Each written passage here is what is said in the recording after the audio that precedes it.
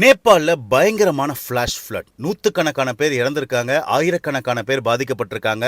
ஆனால் இதற்கு காரணம் பெரும் மழை மட்டும் கிடையாதுங்க.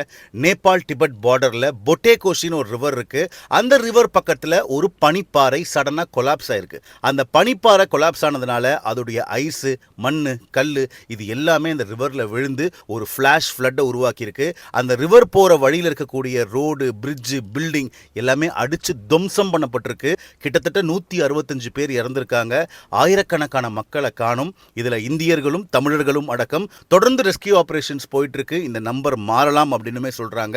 ஸோ இதை சாதாரணமான ஒரு நேச்சுரல் கெலாமிட்டியாக நம்ம கடந்து போயிட முடியாது. ஏன்னா இந்த பனிப்பாறை உருகிறது, வெதர் கண்டிஷன்ஸு, கிளைமேட்டிக் சேஞ்ச் இது மாதிரியான நேச்சுரல் கெலாமிட்டிஸை ஃபியூச்சர்லேயும் கொண்டு வரலாம் அப்படிங்கிற வார்னிங்கை நமக்கு கொடுக்குது. ஸோ எங்கேயோ நேபாளில் நடந்திருக்கு, நம்ம சும்மா இருக்க முடியாது. ஏன்னா இந்த பனிப்பாறை உருகிறதுடைய பாதிப்பு நமக்குமே ஏற்படுறதுக்கான வாய்ப்பு இருக்கு. ஸோ இதுலேருந்து ஒரே ஒரு விஷயம் தான் புரிய வருது. அது என்னன்னா, நேச்சர் கிட்ட நம்மளால் மோதவே முடியாது. இந்த விஷயத்தை உங்கள் ஃப்ரெண்ட்ஸ் அண்ட் ஃபேமிலிக்கு ஷேர் பண்ணி இதை பற்றின அவேர்னஸ் அவங்க கிட்ட கொண்டு போங்க. இப்படி தேவையான விஷயங்கள் தெரிஞ்சுக்கிறதுக்கு இந்த பேஜை ஃபாலோ பண்ணிக்கோங்க.